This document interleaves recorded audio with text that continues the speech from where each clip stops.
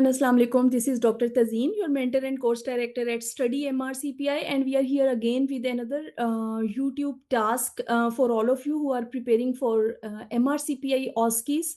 And we are going to cover a very important OSCE structure discussion in today's discussion.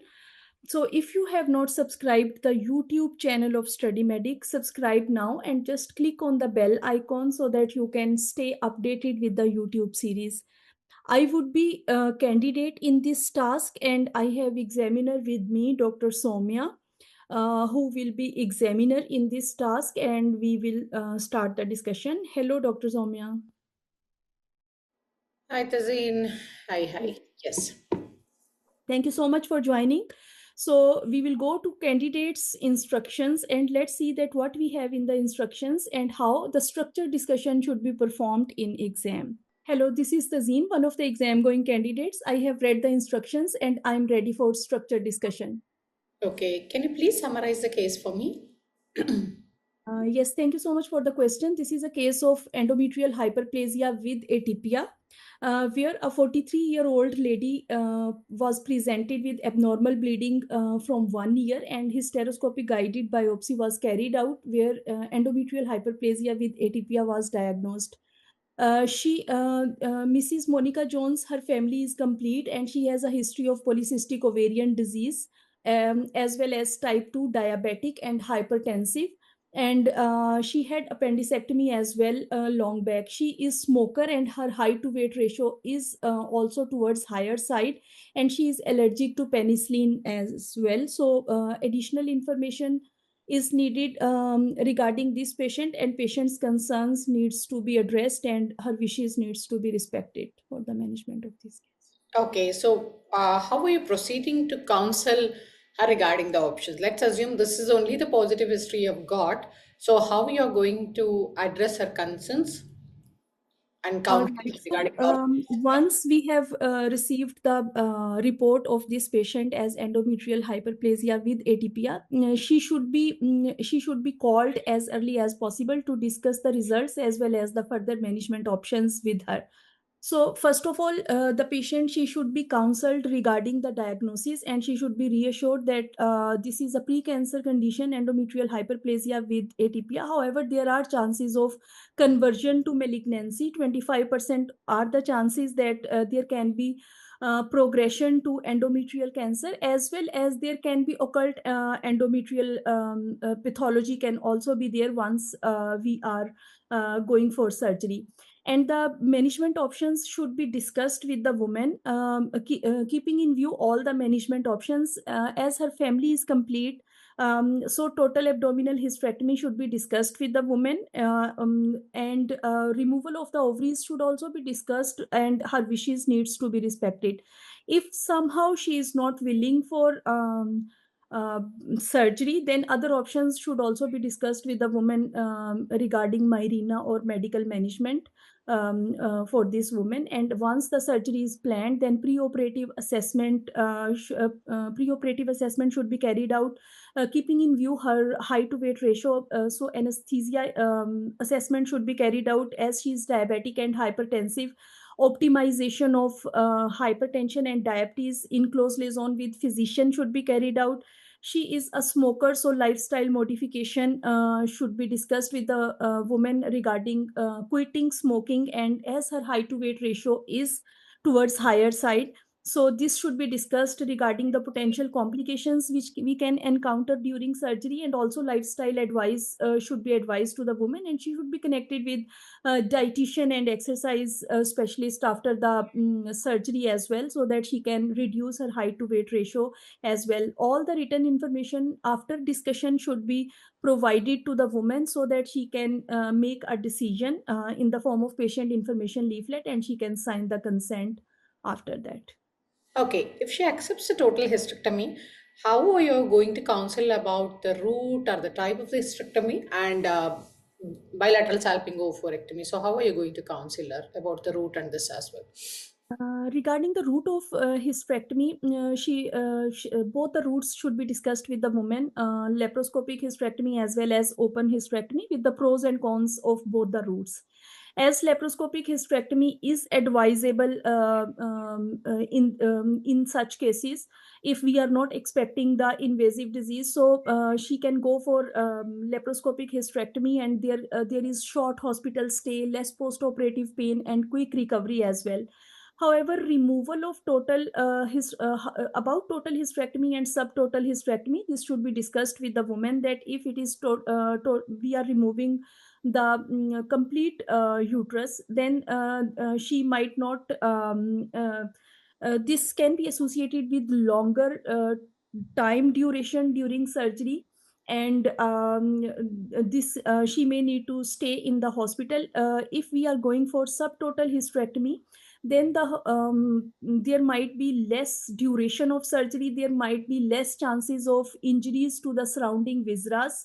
However, some of the tissue can be left behind some of the endometrial tissue, so she can have bleeding post-operatively after the surgery. And also, as we are leaving behind the cervix, if she has to stay compliant with the cervical smears, and also if in the future any cervical pathology is there, so she may need another surgery as well. Regarding the removal and conservation of ovaries, this should be discussed with the woman, that this all depends upon, first of all, the her wishes, that whether she wants to retain her ovaries or not. Then the risk factors, if there are any there, like any significant family history of ovarian cancer, keeping in view her risk factors intraoperatively. Once we are operating, we can have a look at the ovaries, and if they are not healthy looking or any pathology is there, then ovaries can be removed. About the conservation of, if we are removing the ovaries, she may need hormonal replacement therapy. And if we are conserving the ovaries, the first thing is that she may not need hormonal replacement therapy. But if there is any ovarian pathology in the future, so she may need another surgery as well. Okay, so in the pre-op clinic, or probably in your outpatient, when she has come, she's accepted and she's gone back. But she calls you back to understand two specific things. One is a morcellation, and the other one is subtotal hysterectomy. That is something which she wants it to get it done for her. So, how you are going to reply and counsel her? All right. First of all, I will appraise her about her concerns, that she wants to know more about these two situations and the proposed surgery. So, regarding the morcellation, as she is having endometrial hyperplasia with atypia, so in morcellation, any organ is removed in pieces. So it is very important to rule out malignancy, as she is having endometrial hyperplasia with atypia. So this might not be a suitable option in her case, as some of the tissue pieces, they can be left behind. So there can be chances that if it is malignancy, there can be spread of the disease, recurrence of the disease, or progression of the disease. Regarding subtotal hysterectomy, as at the moment her family is complete, the ultimate aim is to remove the uterus completely, so that if any future in the future, if it is any disease, so she may not need any other she may not need any other surgery. And also some of the endometrium, as this is disease of endometrium, she is having an atypical hyperplasia, if some of the endometrium is left behind, so that is also not a suitable option. So total hysterectomy would be more suitable option in her case, keeping in view her risk factors. Okay. So the surgery went on well. She accepted the total laparoscopic hysterectomy, and the patient recovery was fine. But a week later, you get a call from the lab telling that the sample was brought in by your junior by a saline rather than a formalin, and the problem is they won't be able to retrieve for histopathology to rule out malignancy. So, what would you do? So this is actually, I will approach this matter in a very sensitive way, as this is a never event which should not happen. So I will generate incident report, and this may need root cause analysis as well. I will encourage my juniors to seek assistance from educational director as well as training supervisor, that how this matter should be sorted out. And once the root cause analysis has been find out, then the whole information which the conclusion is made, this should be disseminated to the whole staff in the form of posters, emails, and feedback meeting as well. Regarding the patient's perspective, now patient should be called along with her partner or some family member with whom she is comfortable to discuss about the management. We should perform the duty of candor, and we should disclose this matter in a very transparent and honest way to the woman.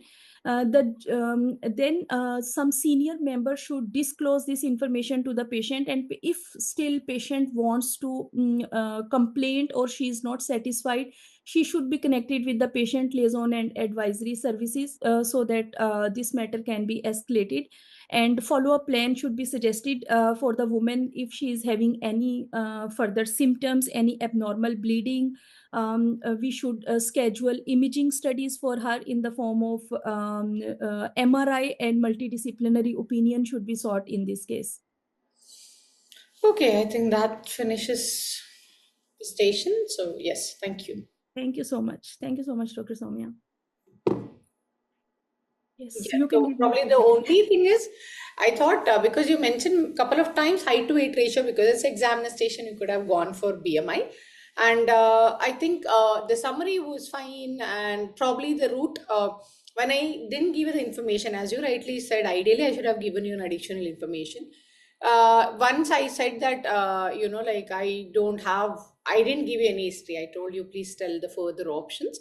So probably still you could only tell the fertility concerns. If so, this is what I would do, which you mentioned later on, like the Mirena. Probably with the Mirena, you could just tell the follow up also if she goes in that route. Otherwise, I think it was fine. Okay, thank you so much. Thank you so much, Dr. Soumya.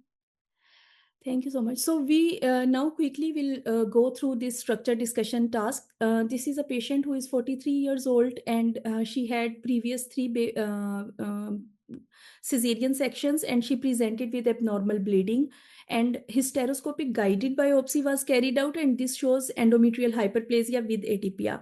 So multiple risk factors are already mentioned in the candidate's instruction, which should be picked up by the candidate, that what are the risk factors and how the management plan needs to be finalized for this woman, keeping in view she was a case of polycystic ovarian syndrome, diabetic, hypertensive, height to weight ratio or BMI is 38, smoker, she used to take alcohol socially, and history of appendicectomy. So multiple surgeries, multiple risk factors are there, and she is also allergic to penicillin. This should be kept in mind. These can be the potential questions by the examiners. However, they can be different questions, but you should be knowing that how you have to deal with this case. First of all, summarization would be in the S-bar pattern, that this is a case of endometrial hyperplasia with atypia, in which 43-year-old lady has, her family is complete, she has multiple risk factors, and allergic to penicillin. And she is there with the diagnosis. So we need additional information, and we have to plan management for this woman. Regarding the counseling of the woman regarding the options, she needs to be called back, as this is endometrial hyperplasia with atypia. It is a precancerous condition with 25% chances of progression to malignancy. So we can advise total hysterectomy if the family is complete. We have to explain that the coexisting cancer can be up to 43% of the cases. The pros and cons of surgery should be discussed, and also the pros and cons of total hysterectomy or subtotal hysterectomy, or removal or conservation of ovaries should be discussed. Alternatives in the form of medical management or Mirena should be discussed with the woman. She should be counseled about lifestyle advice like weight reduction, quitting smoking, and optimization of medical conditions like diabetes and hypertension. Pre-operative assessment should be carried out with anesthetist. Then aspirin needs to be stopped, and penicillin allergy should be acknowledged, and patient should be provided written information so that she can take a decision. If she accepts total hysterectomy, her wishes should be respected after adequate counseling and explanation of advantages and disadvantages. Laparoscopic approach is generally preferable, shorter hospital stay, less post-operative pain, and quicker recovery. Height to weight ratio also favors the laparoscopic approach, but she has previous 3 cesarean sections as well as 1 appendectomy, which can be a challenging situation in the, there can be adhesions, that can favor abdominal approach. Vaginal approach might not be suitable if we have to go, if the patient consents for removal of ovaries and if we have to remove the ovaries, or also there are multiple previous surgeries, so there can be chances that the adhesions are there and vaginal approach may not be suitable. About the removal and conservation of ovaries, it depends upon the woman's consent, risk factors present in the form of significant family history, intraoperative situation, that how the ovaries are, and she should be counseled about pros and cons of leaving the ovaries and removing the ovaries. If we are conserving the ovaries, there can be short operative time, low risk of heart diseases, less need of hormonal replacement therapy. If we are removing the ovaries, then if we are conserving the ovaries, then another pathology, if it is there, she may need another surgery, and that can be difficult. And also there can be ovarian trap syndrome, so she can have chronic pelvic pain as well. So all these should be discussed with the woman before consent. Regarding the discussion about morcellation and subtotal hysterectomy, morcellation, every candidate should explain that the organ would be removed in pieces, so some tissue may be left behind. It would be difficult to exclude malignancy. Subtotal hysterectomy is basically not a suitable option, as the aim is to remove the uterus due to detected abnormality. Some of the endometrium can extend into the cervical canal, so there can be, it is essential to remove the cervix. And also she should be counseled that remove subtotal or total hysterectomy, there is no evidence that it will improve her sexual life. Regarding the transmission or transfer of histopathology sample, where it was not appropriate and histopathological reporting was not possible, so this is basically a never event which should not happen, and this is a trigger for incident reporting. So it will lead to root cause analysis. Juniors should be encouraged to have discussion with their clinical and educational supervisor for continuous support if they are not knowing anything. And the outcome of root cause analysis, it should be delivered to the junior colleagues and other staff in the hospital, and feedback sessions and training sessions should be carried out. There can be patient's perspective as well. She should be called as early as possible. Duty of candor should be performed. She should be she should be disclosed about what happened in a very transparent way, and some senior should attend her, and they should accompany the junior colleague if they are going to deliver this sensitive information. If the patient still is not satisfied, then she should be connected with patient advisory and liaison services, so that she can express her dissatisfaction and her concerns should be addressed. And follow-up should be suggested regarding her symptoms. Scheduled imaging and multidisciplinary opinion should be sought in such cases. So this was about endometrial hyperplasia with atypia, where the patient has presented with multiple risk factors, and biopsy has confirmed that this is endometrial hyperplasia with atypia. While dealing with such cases, we have, first of all, we have to keep in mind the diagnosis, whether it is endometrial hyperplasia with atypia, without atypia. The second most important thing is fertility concerns, whether the family is complete or family is not complete. And the third thing is that what about the follow-up plan? If it is without atypia, we can go for Mirena, which is first line. We can go for medical management in the form of progestogens, and we have to keep her on follow-up, keeping in view her height to weight ratio as well. 6 monthly follow-up, and if 2 biopsies are negative and height to weight ratio is not very high, she can be discharged from the follow-up. If however height to weight ratio is higher, then she has to stay on the annual biopsies. If fertility concerns are not there and it is endometrial hyperplasia with atypia, then the definitive treatment is total abdominal hysterectomy. However, patient wishes should be respected, and risk factors will decide about removal or conservation of ovaries. There can be a third situation as well, that this can be endometrial hyperplasia with atypia, but the family is not complete. In that case, patient can go for Mirena, and 3 monthly follow-up with endometrial biopsy would be carried out. One biopsy, when it gets negative, patient should be connected with the fertility specialist to complete her family, and once the family is complete, definitive treatment would be total abdominal hysterectomy. Removal and conservation of ovaries will depend upon the patient's wishes as well as risk factors. I hope this will help you in your exam. And if still you have not subscribed to YouTube channel of Study Medic, subscribe now and stay updated with the YouTube series. We at Study Medic wish you all the very best for your upcoming exams. Have a great day.